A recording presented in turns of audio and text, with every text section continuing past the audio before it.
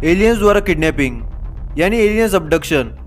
ये ऐसी चीज़ है जिस पर ज़्यादा यकीन नहीं किया जाता, जो चीज़ें मूवीज़ या किताबों में ज़्यादातर देखी जाती है। पर हर साल एलियंस किडनैपिंग की घटनाएं कहीं ना कहीं से सुनने को मिलती है, जिस पर यकीन करना तो बहुत ज़्यादा मुश्किल होता है। पर इन घटनाओं में सच्चाई नज़र आती है और ये घटनाएं एलियंस की प्रेजेंस को असली साबित करती है। Number 3, Robert Taylor. Robert Taylor एक फॉरेस्टर मतलब जंगल की रखवाली करते थे और जंगल में होने वाले हर घटना की इंस्पेक्शन करते थे। दिन था नवंबर 9, 1979। यह दिन उनके लिए एक नॉर्मल सा दिन था। वो हर रोज की तरह जीप में बैठे और अपने काम पर निकल पड़े, पर उन्हें कोई अंदाजा नहीं था कि उनके साथ आज क्या होने वाला है। उन्होंने सिंपली जंगल के बाहर अपने कार को पार्क कर दिया और जंगल की तरफ बढ़ने लगे, जहां उन्हें जंगल का कोई काम कंप्लीट करना था। वह सुबह का समय था। एग्जैक्ट टाइम था 10:30। उस समय अचानक उन्हें एक ऐसी एरिया दिखी जो उन्होंने पहले कभी भी देखी नहीं थी। वो उस जंगल के चप्पे चप्पे को जानते थे, पर यह लोकेशन अचानक से प्रकट हो गया था। चेंज ये हुआ था कि पेड़ पौधे थोड़ी दूरी तक गायब हो गए थे। यह देखकर वो आश्चर्य में थे। तभी अचानक उन्हें पेड़ों के बीच में एक गोलाकार डिस्क दिखी। वो एक ऐसा मशीन था जो कि वहाँ पर दिखना इम्पॉसिबल था। उन्होंने देखा कि वो मशीन सॉलिड से ट्रांसपेरेंट में बदल रही थी, फिर वो सॉलिड हो रही थी, फिर वो उसके आर पार देख रहे थे। हर एक सेकंड में वो चीज़ अपने आप को चेंज कर रही थी। फिर थोड़ी देर में उस यूएफओ से 2 छोटी छोटे ऑब्जेक्ट निकली और वो उनके पैरों को जकड़ ली। वो भागने की कोशिश कर रहे थे, पर वो सफल नहीं हो पाए। फिर वो गोल ऑब्जेक्ट उन्हें उस यूएफओ में रख दी और वो बेहोश हो गए। जब उन्हें होश आया तो वो उसी जंगल में पड़े हुए थे। उन्होंने देखा कि उनके आसपास कोई ऑब्जेक्ट नहीं था, पर उन्होंने एक बात नोटिस की कि उनके मुंह से कोई भी आवाज़ नहीं निकल रही थी और वो खड़े भी नहीं हो पा रहे थे। पर वो इतने ज़्यादा डरे हुए थे कि वो क्रोल करते करते अपने गाड़ी के पास आ गए, जहाँ पर वो पार्क थी। फिर उनके पैरों की नसें अचानक से फड़फड़ाने लगी और पैर अचानक से काम करने लगा। वो जैसे तैसे अपने कार में आ गए, पर उनकी कार स्टार्ट नहीं हो रही थी। फिर उन्होंने रेडियो से कम्युनिकेट करने की कोशिश की, पर वो भी काम नहीं कर रहा था। कोई तरीका न मिलने के कारण वो सिंपली चलते चलते अपने घर पर जाने लगे। उनके वाइफ ने देखा कि उनके शरीर पर बहुत सारे लाल मार्क्स थे और उनके कपड़े बहुत जगहों से फटे हुए थे। ऐसा मानो कि उनका ऑपरेशन किया गया था, पर एक अजीब तरह से उन्हें कुछ भी याद नहीं था। आपने नोटिस किया, ऐसी घटनाओं में इंसान को बहुत बार कुछ भी याद नहीं रहता। शायद एलियंस के पास एक ऐसी टेक्नोलॉजी मौजूद है जिससे इंसान सब भूल जाता है। उसके बाद उनके वाइफ ने उनसे पूछा कि आखिर हुआ क्या था, तो उन्होंने कहा कि एक स्पेसशिप ने मुझ पर अटैक किया था। फिर तुरंत उन्होंने इस घटना को पुलिस को बताया। पुलिस ने इस केस को दर्ज कर दिया और दूसरे दिन इन्वेस्टिगेशन टीम जंगल में पहुंची, उसी लोकेशन पर जहां पर यह सब हुआ था। जंगल में उन्हें बहुत सारे मार्क्स मिले और यह पता चला जो भी चीज़ यहाँ पर आई थी उसने मिट्टी को अफेक्ट नहीं किया था, पर घास उस एरिया तक जल गई थी। जब उस लोकेशन के मार्क्स और उन गड्ढों को मैप पर उतारा गया तब यह पता चला कि जगह जगह पर गड्ढे बने हुए थे। जब रॉबर्ट ने उस मैप को देखा तो उन्होंने ये कहा कि वो इस जगह पर खड़े थे और ये आपके सामने प्रूफ था कि वो 2 ऑब्जेक्ट वहाँ से चलकर यहाँ तक रॉबर्ट को जकड़ लिए थे।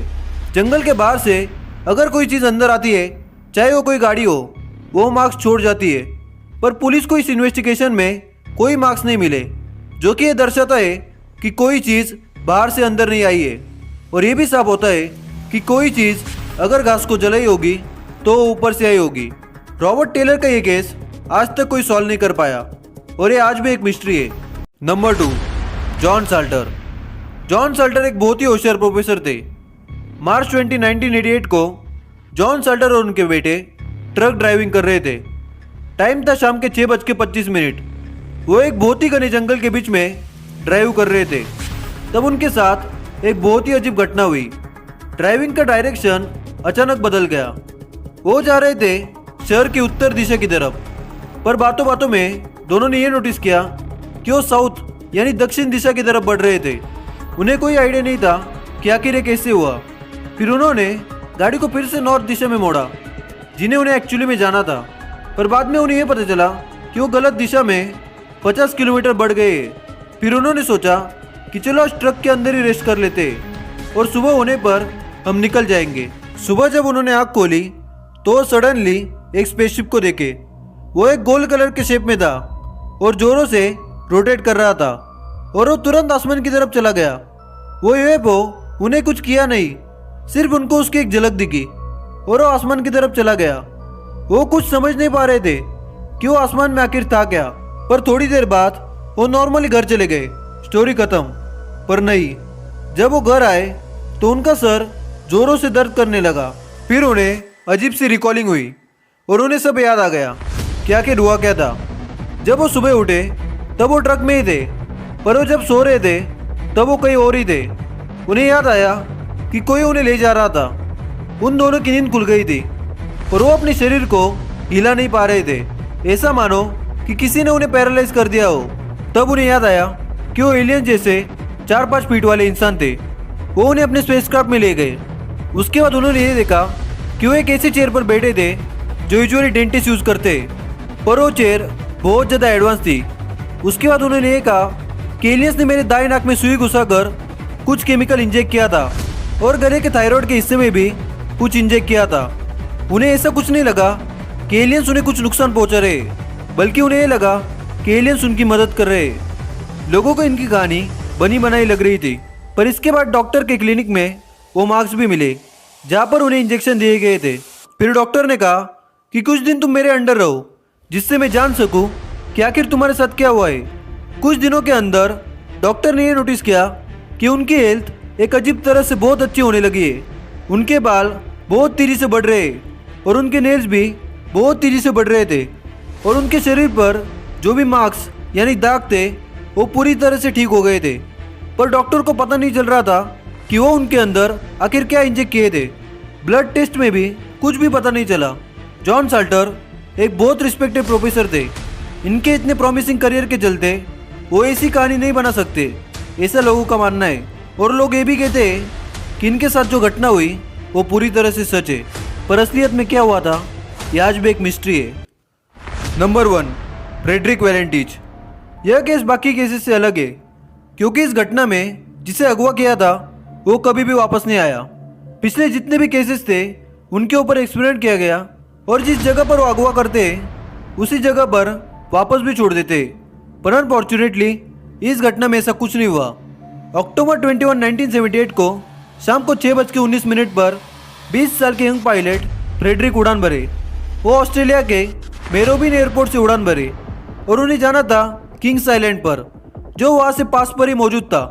आसमान की बात करें तो उस दिन तापमान एकदम नॉर्मल था और आसमान की कंडीशन एकदम नॉर्मल थी। उन्होंने 6:19 पर उड़ान भरी, पर सिर्फ 7:06 पर उन्होंने मेलबर्न के एयर ट्रैफिक कंट्रोल को मैसेज किया और वहाँ के रडार टीम को पूछा कि क्या मेरे पास कोई एयरक्राफ्ट मौजूद है। टीम ने रिप्लाई किया कि उस एरिया में कोई भी एयरक्राफ्ट मौजूद नहीं है। तभी फ्रेडरिक ने कहा कि मैं इसलिए पूछ रहा हूँ क्योंकि मेरे एयरक्राफ्ट से ठीक ऊपर एक बड़ा सा गोल ऑब्जेक्ट है जो मुझे फॉलो कर रहा है और वो किसी भी तरह से कोई एयरक्राफ्ट नहीं है, क्योंकि पृथ्वी पर कोई भी गोल एयरक्राफ्ट यूजुअली मौजूद नहीं होते। उस एयरक्राफ्ट के कॉर्नर पर 4 चमकीली लाइट मौजूद थी। उन्होंने ये कहा कि वो ऑब्जेक्ट मुझे हर तरह से फॉलो कर रहा है। वो कंट्रोल टीम से ये बोले कि यह कोई ऐसा वैसा ऑब्जेक्ट नहीं है, वो एक ऐसा यूएफओ था जो उन्होंने पहले कभी भी देखा नहीं था और वो बहुत देर से उन्हें फॉलो कर रहा था। 7:06 से ये बात शुरू हुई और 7:09 तक चली और उसके बाद उन्होंने कहा कि वो ऑब्जेक्ट फाइनली चला गया। यह मैसेज एग्जैक्टली 7:09 पर आया, पर सिर्फ 3 मिनट बाद 7:12 पर उन्होंने फिर से कंट्रोल टीम को यह मैसेज किया कि उस यूएफओ ने मुझे फिर से फॉलो करना शुरू कर दिया है। उसके 20 सेकंड बाद अचानक सिग्नल ब्रेक होने लगा। उसके बाद कुछ टूटने की आवाज़ आई और फिर प्योर साइलेंस। जब एक खबर अथॉरिटीज़ के पास गई तो उन्होंने इन्हें ढूंढने की बहुत ज़्यादा कोशिश की, चप्पा चप्पा चांद मारा, पर फ्रेडरिक कहीं भी नहीं मिले। फिर इस घटना की ऑफिशियल स्टेटमेंट ये निकली, the real reason for the disappearance of Frederick's aircraft has not been determined.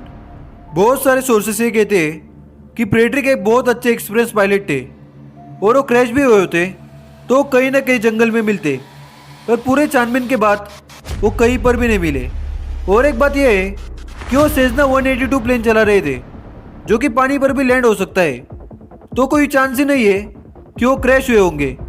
शायद एलियंस उनके एयरक्राफ्ट को धरती के नीचे की तरफ नहीं बल्कि ऊपर की तरफ ले गए।